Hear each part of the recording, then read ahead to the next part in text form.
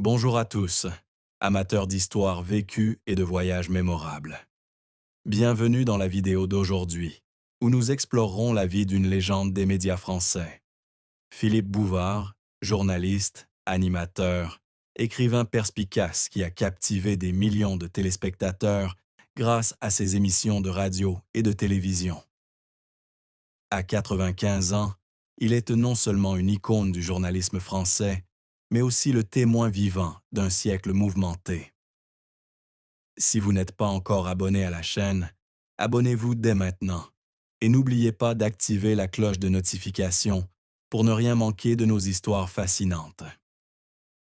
Aujourd'hui, plongeons dans l'univers de Philippe Bouvard, où l'aura de sa carrière se mêle à une profonde tristesse et à des moments humains du quotidien. Le parcours de Philippe Bouvard, long de près d'un siècle, est marqué par une profonde tristesse qui a marqué son cœur à jamais. C'est en 2017 que s'est éteint son ami proche, collègue et compagnon de début de carrière, Pierre Bouteiller.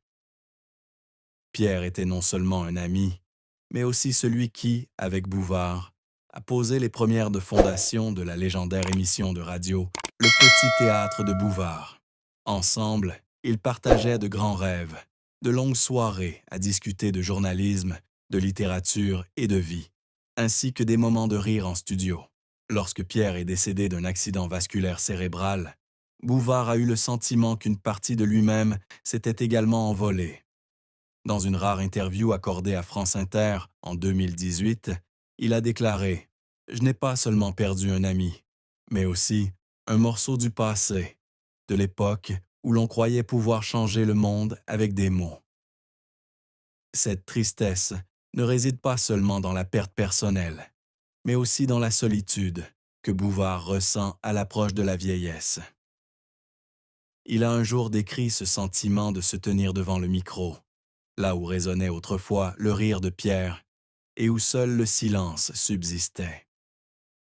Les souvenirs des journées passées ensemble à créer le spectacle, à discuter du scénario ou simplement à boire un verre de vin après le travail devinrent des coups de poignard invisibles, lui rappelant la fragilité de la vie.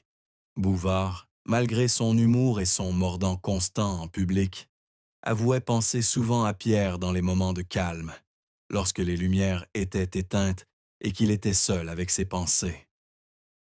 Cette douleur, bien qu'il n'en parlât pas souvent, devint une part indissociable de lui, une cicatrice invisible mais profonde dans son âme. Philippe Bouvard épousa Colette Savage en 1953. Leur histoire d'amour dura plus de 7 décennies et devint l'une des plus marquantes des histoires d'amour des médias français. Leur mariage débuta dans une époque modeste, lorsque Bouvard était un jeune journaliste au Figaro et Colette, une jeune femme intelligente et littéraire, travaillant dans l'édition. Ils se rencontrèrent lors d'une manifestation culturelle à Paris, où Bouvard fut fasciné par la sophistication et l'intelligence de Colette. Leur mariage, bien que stable, ne fut pas toujours radieux. Dans une rare interview accordée à RTL en 2009, Bouvard a évoqué les moments sombres de sa vie de couple. Colette est une femme formidable, mais je n'ai pas toujours été un mari digne de ce nom. Le travail prenait le dessus, et parfois j'oubliais qu'elle avait aussi besoin de moi. Pendant les premières années de leur mariage, Bouvard était souvent absent de chez lui, en raison de son emploi du temps chargé de journaliste et d'animateur. Il a admis que sa carrière, malgré sa célébrité et son succès, lui avait fait manquer des moments importants de sa vie de famille. Il y a eu des périodes où Colette s'est sentie seule, notamment dans les années 1960, lorsqu'il a consacré l'essentiel de son temps à la création de Grosses Têtes, l'émission de radio populaire qui l'a propulsée vers la gloire. Elle ne m'en a jamais voulu, mais je voyais la tristesse dans ses yeux, a confié Bouvard. Les disputes, bien que rares, portaient vent souvent sur le manque de temps passé avec sa famille.